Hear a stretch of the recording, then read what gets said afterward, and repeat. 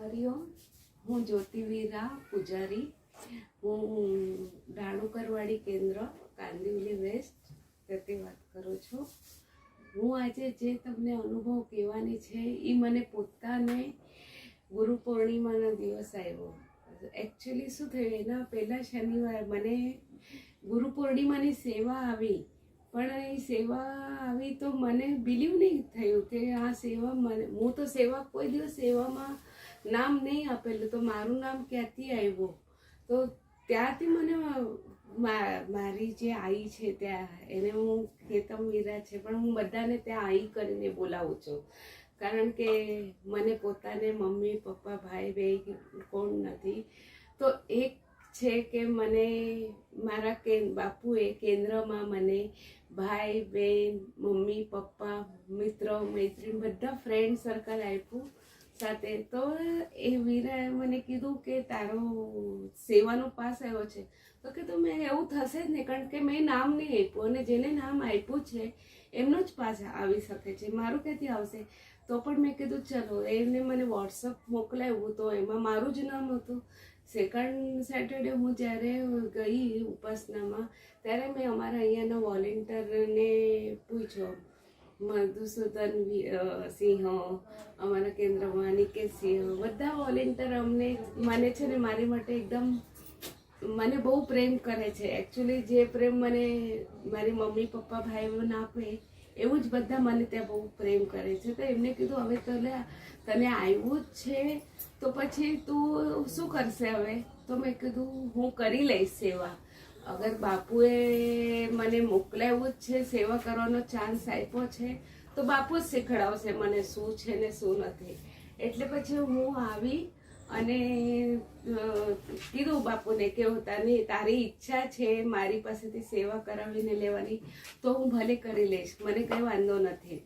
તો પછી અને બાપુએ મને સેવા આપી, એ પણ સવારની શિફ્ટની આપી, ફર્સ્ટ શિફ્ટ. કારણ કે એક વાત કેવું તમને, બાપુને ખબર છે હું જલ્દી ઉઠતી નથી 10-10:30 પહેલાં. તો બાપુએ મને 7 વાગે, તો બધા મને તું ઉઠશે? મેં કહું તો હા ઓફકોર્સ, વાય નોટ. હું એમ લોકોને બોલી ને હું એ રાતના સૂતી જ નથી. હું બાપુ સાથે 2:30 વાગે તો હું બાપુ સાથે જ વાત કરતી હતી કે બાપુ મને આ શીખવાડજો, હું કેવી રીતે કરવાની સેવા, ને મને કંઈ ફાવતું નથી. અને સવારે ઉઠીને હું વહેલી બરાબર ત્યાં 7:30-8 વાગે હું પહોંચી ગઈ હરિગુરુગ્રામ. તો ત્યાં મારા બધા કેન્દ્રના ટીમ છે જે હતા, જેને સેવા આવેલી હતી એ હતા, ને ત્યાં હું એકદમ એ થઈ ગઈ, ખુશ થઈ ગઈ. પછી બધું મેં કર્યું મારું વ્યવસ્થિત. હું ચાફાનું ફૂલ લઈ ગઈ. ત્રિવિક્રમના ત્યાં કોઈ બીજી વોલેન્ટિયર સેવા કરતી હતી, એમને મેં કીધું કે હું આવીને કરું કે ચાફાર મૂકું કે કંઈ પ્રોબ્લેમ નહીં ને? તો એ ના પાડી મને, ઓકે તમે રાખી શકો છો, એમ કંઈ નહીં. તો મેં જઈને રાખ્યા. પછી બાપુના પાદુકા પર ત્યાંને વોલેન્ટિયરને કીધું, ગુરુવારના જે ત્યાં બાપુની પાસે હોય છે એકદમ જે બાપુની કોફી, તો એમને મને કીધું હા તું હું મૂકું છું. મારી ઈચ્છા પૂર્ણ થઈ. અને બાપુએ અનાયસે મને ઇષ્ટિકા રાખે છે ત્યાં સેવા આપી. એટલે મેં કીધું હાય બાપુ તો મને ત્યાં જોવા મળે છે, અહીંયા બાપુ આવશે તો મને જોવા મળશે. હું એટલી ખુશ થઈ ગઈ. પછી મને ખબર નહોતી, હવે બીજા વોલેન્ટિયર જેમ કરતા હતા એમ હું સેવા કરતી હતી. એવો સેવા કરતે કરતે હું કરીને તો મને કંઈ ભાન નહીં રહ્યું કે ના. અને હું તો એકદમ ખાઉદરી છું, મને ખાવાનો વગર કંઈ આખો દિવસ ખાવાની આદત છે, પણ ઓલા દિવસે મને ભૂખ નહીં ને કંઈ નહીં, પાણી પીવાનું મેં 3:30 વાગે સુધી સેવા કરી. પાછળ હજી કરવાની મન હતું, પણ બીજી બેચ વાળા આવશે બધા મને કહેતા હતા, મારા વોલેન્ટિયરને બધા. તો મેં કીધું ઓકે નો પ્રોબ્લેમ. પછી અમે ગયા જઈમાં. પછી હું 4 વાગે 11 મિનિટની બાંદ્રાથી 1 નંબર પ્લેટફોર્મ પર ટ્રેન પકડી. અને અમે બધા 3 જણ હતા, નિકેત સિંહ અને આદિત્ય વીરા, અને અમે બધા સાથે હતા. તો મેં કીધું જેન્ટ્સમાં આપણે ચડીએ. તો એ બંને કાંદિવલી ઉતરવાના હતા ને મારે બોરેલી ઉતરવો હતો. તો પછી કાંદિવલી આવ્યું તે લોકો ઉતર્યા, મેં એ લોકોને લવ યુ બાય બાય તે ખુશી ખુશીમાં એમને કર્યું. અને હું પોતે ત્યાં અનાઉન્સ થયું કે હમણાં અહીં ગાડી 1 નંબર પ્લેટફોર્મ પર લાગશે. તો હું કીધું ઓકે સારું થયું. તો મારી પાસે 2 થેલી, પર્સ અને એક પર્સ હતી. તો પર્સ મેં ટ્રેનમાં બાજુમાં રાખી ને 2 થેલી લઈને ખુશી ખુશીમાં એકદમ ઉતર્યો. અને મનમાં બડબડ હતી, બાપુ મેં ઠીક તે સેવા નહીં કરી હશે તો તું મને એડજસ્ટ કરજો, કારણ કે હું ફર્સ્ટ ટાઈમ કરતી હતી ને, તારી લાડલી છોકરી છું ને હું. એમ બધું બોલતા બોલતા રિક્ષાવાળાને કીધું ચલો ચીખવાડી. હાથમાં જોયું તો પર્સ નહીં મારા, બાપરે. તો પછી કઈ ને હું 1 સેકન્ડ ત્યાં ફરી, મેં કીધું હવે ટ્રેન તો પાછું રિટર્ન ચર્ચગેટ વહી જાય છે, હવે શું કરું. મેં રિક્ષાને કીધું આપ સીધા ઘર પે લે લો. તો રિક્ષાવાળાએ લાવ્યો. તો અમારા જ બિલ્ડિંગના ભાઈ હતા અમારા સામે, મારા નેબર્સ. એ મને પૂછ્યું ભાભી શું થયું. તો મેં કીધું કઈ હું થોડી બ્લાઇન્ડ થઈ, હું કંઈ વાત જ નહીં કરી. એને મને 1 ને 2 ને 3 વાર પૂછ્યું ભાભી શું થયું, ભાભી શું થયું. મેં કીધું કંઈ ને. પછી મેં કીધું હા એમ ઓકે ફાઇન. તો કઈ શું થયું. મેં કીધું આવી રીતે થયું સો મારી સાથે પર્સ.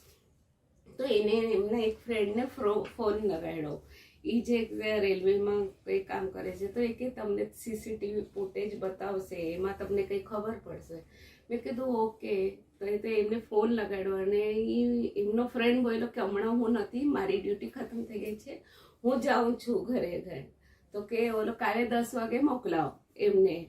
તો મેં કીધું ઠીક છે. તો એ આવ્યો, હું ઘરે આવી. પછી મારા હસબન્ડ આવ્યા ઘરે, એમને કીધી મેં બધી સ્ટોરી આવી રીતે થયું. તો કે ઠીક છે, એ તો હમણાં મળવાનું પોસિબલ નથી, ભૂલી જા. મેં કીધું હા ભૂલી જા, જે થયું હશે એ મારા સારા માટે થયું હશે, બીજું કંઈ નહીં. એ કરીને પછી હું એકદમ રિલેક્સ થઈ ગઈ, ચૂપચાપ ચા બી પીધો, મને રિલેક્સ થઈ ગઈ. ને બાપુ મારું કંઈ વાંક છે કે, બાપુને ફોટો પાસે જ જોતી હતી કે બાપુ મારો કંઈ વાંક છે કે, તો મારાથી કંઈ ભૂલે ચૂકી કંઈ થયું હશે તો મને માફ કરજો, નહીં તો આવી રીતે થત જ નહીં. મારું જ કંઈ વાંક હશે કે મારી ચીજ મને સંભાળતા નહીં આવડી આટલી મોટી થઈને, એવું બધું થઈ ગયું. અને બીજા દિવસે અમે જવાના સવારે 10 વાગે, સન્ડે હતો. તો એમનો ફોન આવ્યો, ભાભી તમે 11 સુધી પહોંચી જાઓ. આમ પણ 10:15 થઈ ગયેલા હતા. તો મેં મારા હસબન્ડને કીધું કે હમ લોકો અભી તૈયાર હોય છે, આપણે હમણાં તૈયાર થશું ને ત્યાં પહોંચતા 11 બજ જાયગા. એકચ્યુઅલી હું એકદમ એ થઈ ગઈ. અને અમારા ડોર બેલ વાગીને ત્યારે મારા હસબન્ડને દરવાજો પૂછ્યો. તો સામે 2 માણસ હતા, એક એકદમ હાઈટ અને એમને વ્હાઈટ મૂછ ને રાઉન્ડ ચહેરો બધું એવું સેમ બાપુની જેમ, મને એમાં ઓછો હતો. તો મને પૂછ્યું કે તમે જ્યોતિ વીરા વાત કરો છો, જ્યોતિ પૂજારી. મેં કીધું યસ. તો કે તમારી પર્સ ગઈ. મેં કીધું હા હું એકદમ એક્સાઇટ થઈ, હા. તો ઓલે એમને કીધું મને ઓકે. પછી એમને મને પર્સ જ્યારે એક વ્હાઈટ થેલીમાં રાખેલી હતી અને એમને મને પર્સ હાથમાં જેમ આપીને ત્યારે એને મને એમનો બાપુનો ચહેરો બતાવ્યો. ત્યાં જ હું એકદમ એ થઈ ગઈ કે બાપુ પોતે આવ્યા મારા ઘરે મને મારી પર્સ આપવા. મને ખબર નહીં પડી કે આ વખતે હું શું કરું. મને એકદમ મારા હાથને એકદમ ઠંડા પડી ગયેલા. પછી મારા હસબન્ડ મને બોલ્યા કે પગે લાગે. તો અમે બંનેઓના પગે લાગ્યા. હું એમને બંનેઓને બહુ ફોર્સ કર્યું કે આવો તમે ઘરે આવો, તમે કંઈક તો લેજો, ચા પાણી નાસ્તો કર્યો. તો કે નહીં. તો મેં કીધું તમે ક્યાંથી આવ્યા છો, હું તમને ત્યાં આવીને છોડું છું. તો કે ના અમારે એક ગાડી લઈને આવ્યા છે. તો પછી હું શું બોલું. અને હું વિન્ડોમાં જોવા ગઈ કોણ છે એ સુધી મારા ડેડ જ હતા. એમને બતાવ્યું મને ચહેરો, પણ મને એક ચીજનું ખાલી એ લાગ્યું કે મારા ડેડ ઘરે નહીં આવ્યો. મેં કીધું આટલું પણ મને બોલ્યો બેટા મને ખાલી પાણી આપ બસ. બંને જણા મારી ઘરેથી પાણી પીને ગયા. અને પછી હું એકદમ એ થઈ ગઈ. પણ એક તમને એક કેવું છે કે મને આજે 25 વર્ષથી મારા મમ્મી પપ્પા ભાઈ બહેન મને કોઈ નથી. પણ આ બાપુની પરિવારમાં આવીને અમારા ઉપાસના કેન્દ્રમાં હરેક શ્રદ્ધાવાન એ મારા પર આટલો પ્રેમ કરે છે કે મને કોઈને જ હમણાં કમી નથી લાગતી કે મારું કોઈ નથી કરીને. હરિઓમ શ્રીરામ અંબજ્ઞ નાથ સવિનાથ.